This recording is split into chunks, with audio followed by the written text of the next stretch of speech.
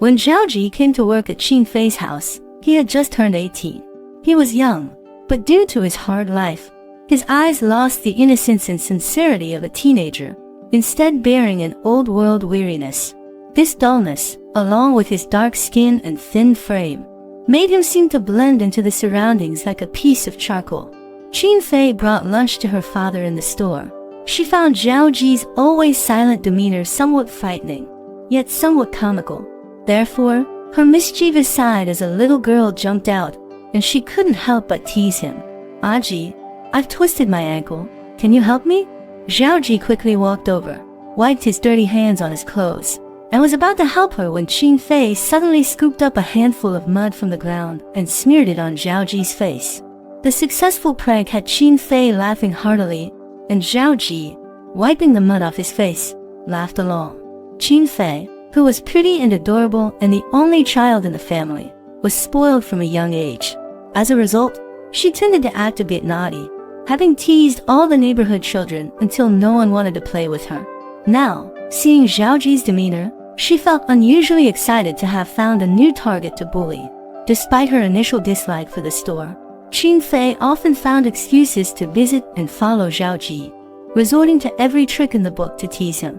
Anything from sticking a note on his back or making faces behind him, to adding salt and vinegar to his drinking water became frequently employed tactics. While he was sleeping due to exhaustion, she would untie his shoelaces and tie them to his chair, ensuring that he would inevitably stumble when he woke up. She would make a mess in the area for which he was responsible, forcing him to clean up repeatedly, hide his uniform in the stinky pickle jar, to watch him scramble to find it and subsequently be scolded by the supervisor. Or she would fake a fall, spilling ink all over him. At the beginning, Qin Fei was having fun with these pranks, but regardless of how much mischief she stirred up, Zhaoji never got angry. Each time he saw her, he would still give a little smile. This made Qin Fei feel like she was the one being fooled. When her father found out about her antics, he did not brush it off with a laugh like usual. Instead, he sternly reprimanded her, forbidding her from acting out anymore.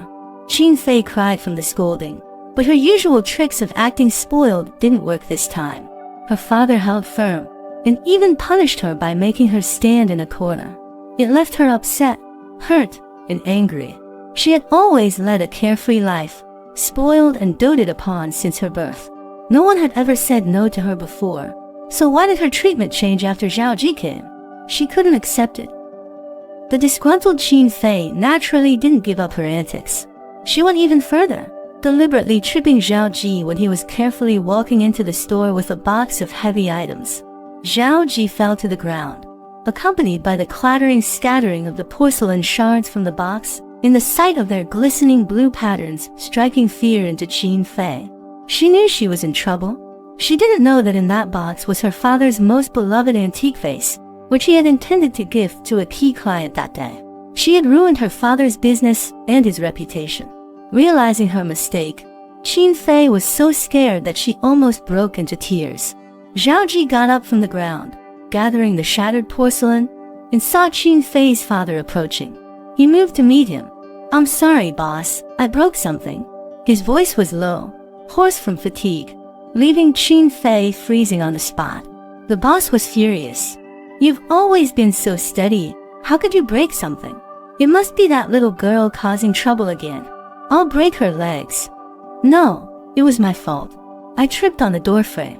It really wasn't her. I'll compensate for the loss." The boss sighed heavily, heartbroken. "How could you compensate? This is hundreds of thousands." Zhaoji lowered his head, and Qin Fei could not see his expression. She could only hear the voice that seemed to echo from below. "Then I will work for you for free for 10 or so years. I'll eventually pay off the debt." That was a decade, not 3 to 5 years, or 3 to 5 months. If Qin Fei had confessed her mistake at that moment, Zhaoji wouldn't have had to carry that debt. But she was too young at the time, only relieved that she hadn't been scolded by her father, with no realization of what Zhaoji's commitment meant. By the time she did realize, a lot of time had already passed. Zhaoji worked harder than ever before, meticulously and often until deep into the night. He could do the work of 2 people. His skin was even darker, he was thinner, and became even more silent. Whenever he saw Qin Fei, he would subconsciously retreat a step, sometimes even avoiding her. For the first time, Qin Fei felt the sting of guilt. She always wanted to find an opportunity to apologize to Zhao Ji, but every time she saw his smiling face, she couldn't bring herself to speak.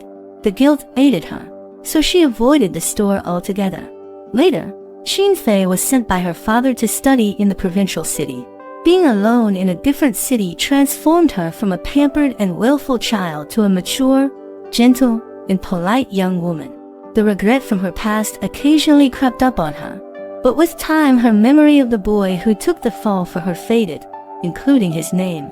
It wasn't until after she graduated from college, when her father called her back home and arranged a marriage for her without any discussion, that she was reintroduced to him, Zhao Ji. Qin Fei was resistant. Even though Zhao Ji was no longer the skinny and unrefined boy he used to be, now a tall and handsome man after many years of hard and diligent work under her father, Qin Fei, a worldly and educated woman, could not accept an arranged marriage, especially not one to Zhao Ji. Seeing Zhao Ji again reminded her of the past she had deliberately forgotten and of her old, detestable self. She fought the decision, protesting and arguing, but her father would not change his mind. For years, Aji has been toiling for me, multiplying our business many times over. I trust him with our family affairs, and he will not squander our wealth, nor treat you poorly. Dad, how do you know he doesn't have ulterior motives? What if he's after our money? Shut up. Her usually gentle father raised his voice for the first time at Qin Fei. Do you think I don't know about the antique vase you broke? I sent you away to study because I was disappointed that you let Aji take the blame for your mistake. How many good men like Aji could you meet in your life? Her father didn't look at his stunned daughter and stormed out. His decision was final, and 2 months later, Qin Fei and Zhao Ji got married. The marriage was not as bad as Qin Fei had imagined. She didn't talk to Zhao Ji, and he tried to stay out of her sight, even sleeping in a separate room. Despite Qin Fei's indifference, Zhao Ji was surprisingly gentle.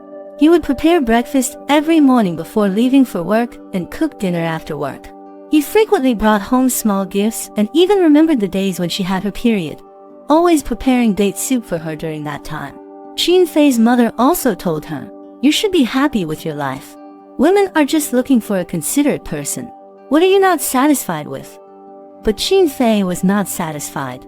She was dissatisfied that she didn't have a choice, that everyone was speaking up for a man who was not related by blood, and more dissatisfied that the man was Zhao Ji. Qin Fei resented Zhao Ji more and more, thinking that everything he had done was deliberate, to give a good impression to her family, ultimately marrying her to get both the woman and her wealth. Everything was a lie, but only she was aware of it. Everyone else was blinded by that ungrateful man, Zhao Ji. Feeling upset and desperate, Qin Fei increasingly didn't want to stay at home and started drinking at bars. She only remembered crying and calling Zhao Ji, insulting him with all sorts of vile words. She vaguely remembers Zhao Ji continuously asking her where she was, his voice low and gentle. Later he found her, half dragged her out of the bar. She had slapped him in the face. Then, Zhao Ji kissed her. After that, they ended up in bed. When Qin Fei found herself in Zhao Ji's arms the morning after they had been intimate, she wasn't sure if it was the alcohol or her subconscious attraction to him that was responsible. Zhao Ji was still sleeping, his right cheek slightly swollen with a faint handprint visible on it. Qin Fei moved a bit, and Zhao Ji instinctively reached out to cover her with the blanket, tucking in the corner, all while keeping his eyes closed. It then occurred to her that possibly due to her restless sleeping habits, Zhao Ji must have covered her with the blanket countless times through the night. Qin Fei suddenly thought, maybe it was time to stop the resistance. She had hit him, insulted him, and now slept with him. What else was there to do but try to live a normal life? Their relationship thawed considerably for a while thereafter. Though Qin Fei still didn't speak much to Zhao Ji, they no longer slept in separate rooms. The next year in February, Qin Fei gave birth to a beautiful baby girl who inherited the best features of both her parents. Having never held a baby before, Zhao Ji was hesitant and afraid he might hurt the fragile child. He could only watch jealously as Qin Fei's family held the baby, cautiously reaching out to touch the baby's soft cheeks, his eyes full of love and tenderness.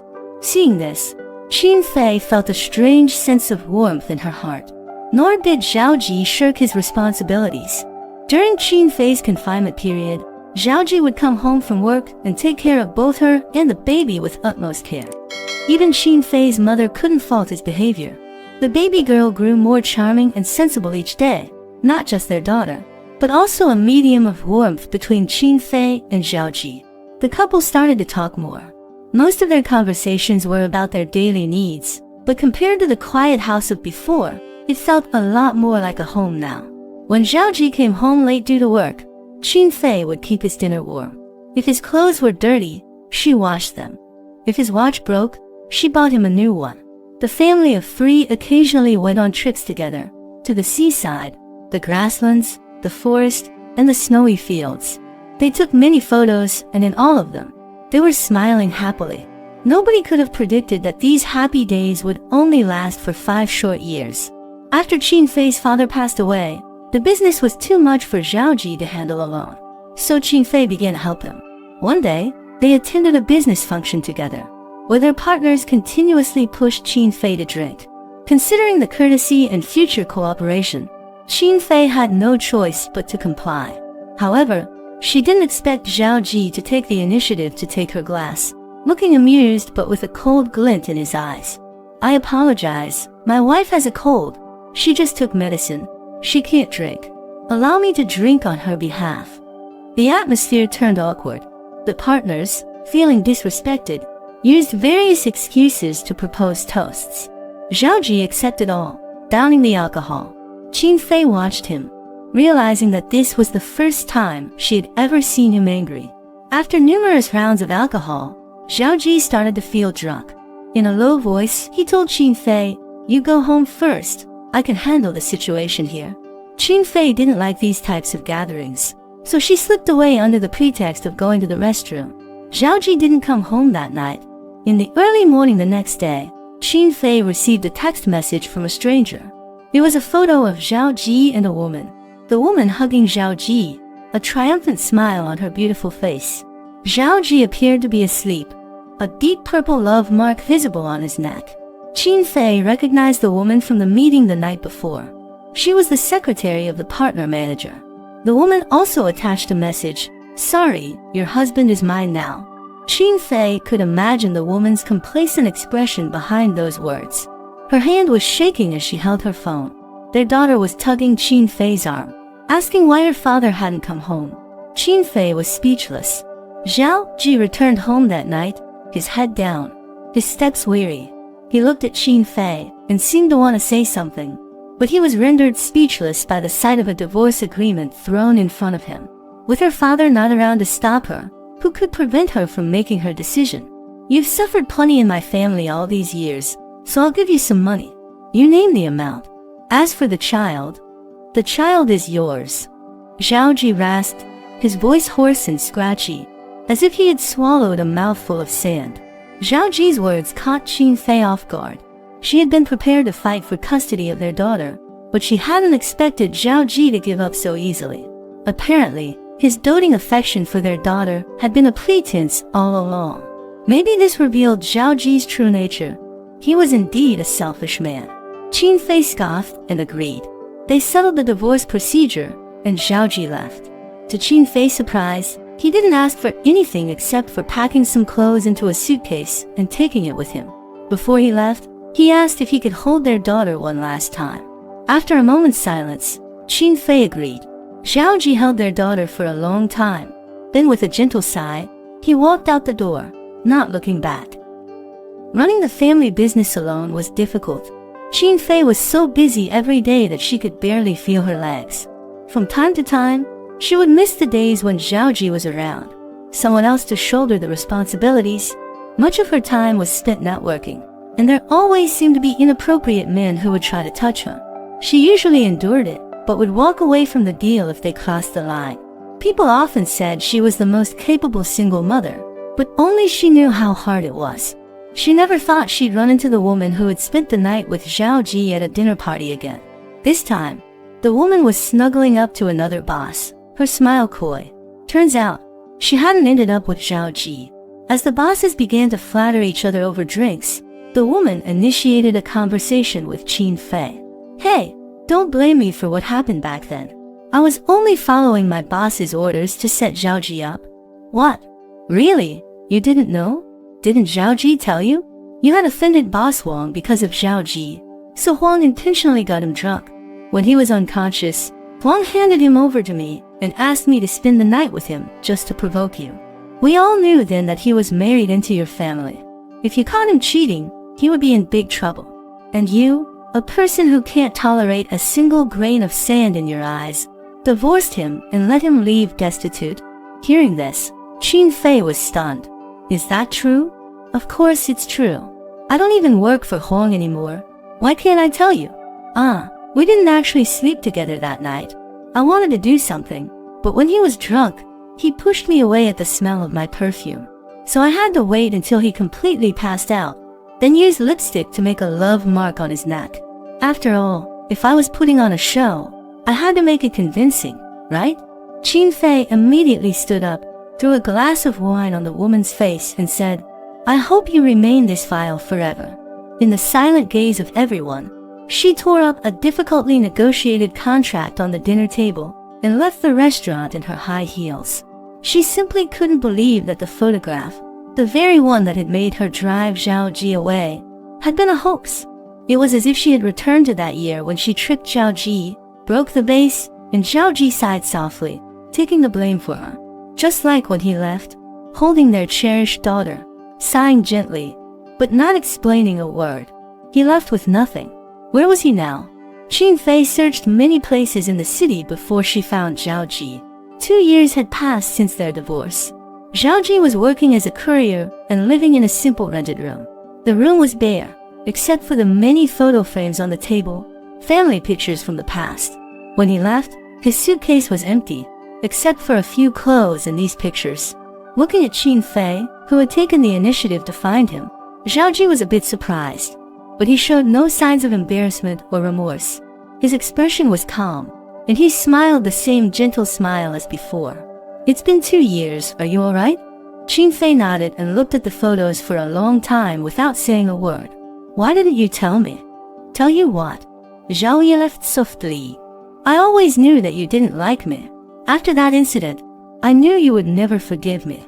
Even if we could have lived peacefully, that incident would still be a thorn in your heart.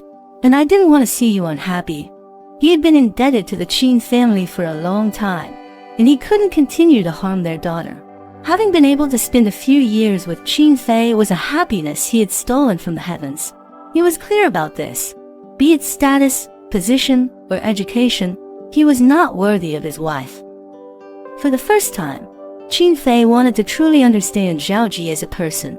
In Zhao Ji's fragmented words, she gradually learned about his past. Zhao Ji grew up poor. His mother left with another man when he was young, leaving him to rely solely on his father.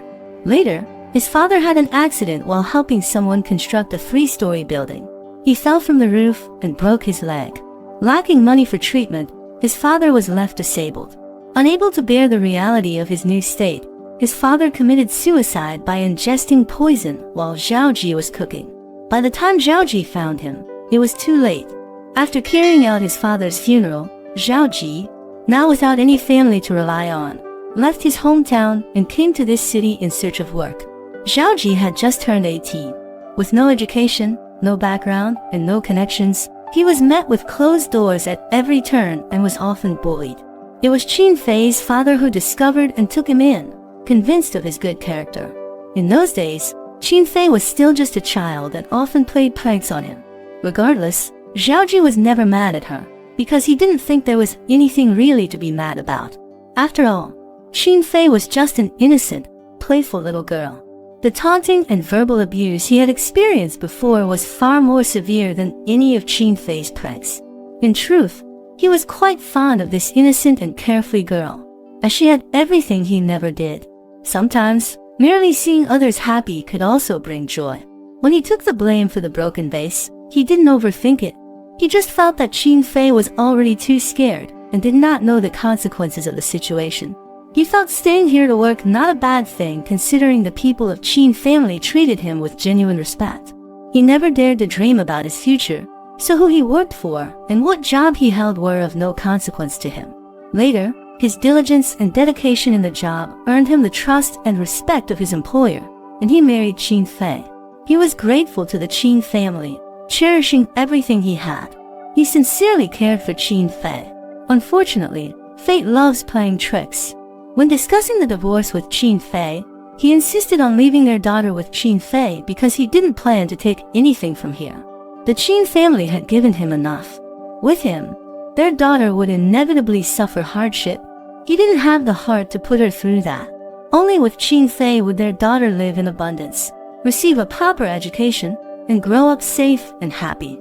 However, he still couldn't bear to leave completely, so he stayed in this city, occasionally standing at the school gate when their daughter finished school, watching Qin Fei and their daughter laughing and joking together as they returned home. He was content.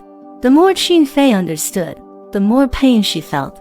Zhao Ji was the kind of person who could accept anything, whether it be hardship or comfort, poverty or riches. He was content with his lot and thought only of others, never himself. Qin Fei finally voiced the confusion in her heart. I did so many bad things to you before. Why didn't you hate me? Zhao Ji was silent for a moment, then said, You probably don't remember. There was a period when a dirty, ragged child would always be on your way to school. You thought he was a beggar, so you would give him a packet of cookies every day. That was you? Zhao Ji smiled. Yes, it was me. I had just arrived here. I couldn't find a job for the first half month, and I didn't have a penny to my name. Often, I would go hungry, until I met you, and received those cookies. That was the most delicious thing he had ever eaten. Every time he saw her running away, he felt determined to repay her with even more, even better cookies once he started earning money. Later, when he began working at the Qin family business, he saw Qin Fei delivering food and realized that fate was real. So no matter how much Qin Fei played tricks on him, he never got angry. He always remembered the sweetness of those cookies, symbolizing the first act of kindness he received in this city. Are you a fool? Such a thing is not worth remembering. Qin Fei scoffed, but this time, she was unable to restrain her tears. She truly believed Zhao Ji was a fool. The cookies she gave him were not out of her generosity, but because she didn't like sweet things and couldn't refuse the adults. Instead of wasting them, she gave them to a beggar on the street. Such an act was definitely not worth remembering for a lifetime, let alone worthy of a lifelong repayment. How could you be so stupid? How did I end up with someone like you in my life? Seeing Qin Fei crying, Zhao Ji was at a loss. Don't cry, don't cry. I've always known that I'm not good enough for you. What nonsense are you talking about? Qin Fei grabbed Zhao Yi's wrist. Let's go. We're going home. Qin Fei and Zhao Ji remarried. Their daughter, who hadn't seen her father for a long time, was overjoyed. Qin Fei's mother was finally relieved that her daughter had come to her senses and her life had quieted down. Zhao Ji brought back the photo frames he had taken with him. He had wiped them clean and neatly arranged them on the table. Sneaking in quietly, Qin Fei slipped her arms around Zhao Ji's waist. Let's have another child. I'm not drunk this time. I'm sober. She would not yell and curse, cry and play the drunk, hit people in a fit, or leave palm prints on Zhao Ji. Zhao Ji turned around with a smile and agreed. Upon seeing her parents hugging each other, their daughter ran over and wanted to join the fun. But Qin's mother, blushing, scooped her granddaughter up and took her away. Your parents are busy, sweetheart. Don't be a nuisance. The little girl was full of confusion. Busy? What are they busy with that she can't see? Hearing the commotion outside, Qin Fei couldn't help but blush. In the past years, she had been too indifferent to Zhao Ji. You could even say she was never really kind to him. But Zhao Ji never minded that. He remained good-natured and pure-hearted. Whether he was the little worker with nothing in the shop or the mature and steady business manager, he never changed. His heart had always been the same, gentle and tender, just like the young man who always radiated a warm smile. Qin Fei thought, she must have done a lot of good in her past life to have met Zhao Ji in this one. She made many mistakes, but fortunately, she saw the truth and knew to change. In the end, she found him again. For the rest of her life, she would guard her home with a heart full of gratitude.